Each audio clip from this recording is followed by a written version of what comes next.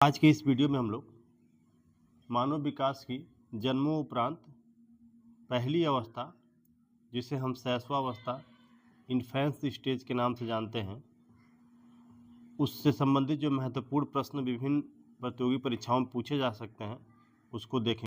पहला प्रश्न है, रॉस के अनुसार विकास की अवस्थाएं हैं। Option A 3, option B 4, option C 5 या ऑप्शन डी 7। तो जो रॉस के अनुसार मानव विकास की जो अवस्थाएं हैं वो 3 अवस्थाएं हैं।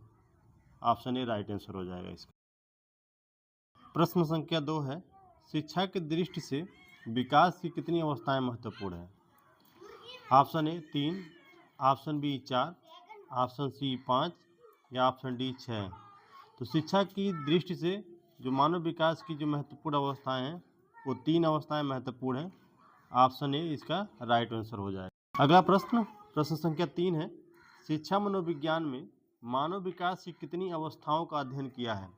शिक्षा मनोविज्ञान में मानव विकास की कितनी अवस्थाओं का अध्ययन किया है। Option A 3, option B 4, option C 5 या ऑप्शन डी 2। तो शिक्षा मनोविज्ञान में मानव विकास की 3 अवस्थाओं का अध्ययन किया गया है, शैशवावस्था, बाल्यावस्था और किशोरावस्था। अगला प्रश्न, प्रश्न संख्या 4 है, शिक्षा मनोविज्ञान में किस अवस्था में होने वाले मानव विकास का अध्ययन किया है। शिक्षा मनोविज्ञान में किस अवस्था में होने वाले मानव विकास का अध्ययन किया है। ऑप्शन ए शैशवावस्था, ऑप्शन बी बाल्यावस्था, ऑप्शन सी किशोरावस्था या ऑप्शन डी उपरोक्त सभी। तो शिक्षा मनोविज्ञान में उपरोक्त सभी जो अवस्थाएं हैं उनका अध्ययन किया जाता है। अगला प्रश्न, प्रश्न संख्या 5 है, जन्म होने के उपरांत मानव विकास की प्रथम अवस्था है। जन्म होने के उपरांत मानव विकास की जो प्रथम अवस्था है कौन सा है। ऑप्शन ए गर्भधारण की अवस्था, ऑप्शन बी शैशवावस्था, ऑप्शन सी बाल्यावस्था, ऑप्शन डी किशोरावस्था। तो जन्म होने के उपरांत मानव विकास की जो प्रथम अवस्था है ऑप्शन बी शैशवावस्था राइट आंसर है। अगला प्रश्न है 6 नंबर पे, शैशवावस्था माना गया है। शैशवावस्था माना गया है ऑप्शन ए जन्म से 7 वर्ष, ऑप्शन बी जन्म से 6 वर्ष, ऑप्शन सी जन्म से 8 वर्ष या ऑप्शन डी इनमें से कोई नहीं। तो इसका जो राइट आंसर हो जाएगा, शैशवावस्था माना गया है जन्म से 6 वर्ष। ऑप्शन बी राइट आंसर हो जाएगा इसका। अगला प्रश्न है 7 नंबर पे, किस अवस्था को व्यक्ति के विकास की नींव कहा जाता है।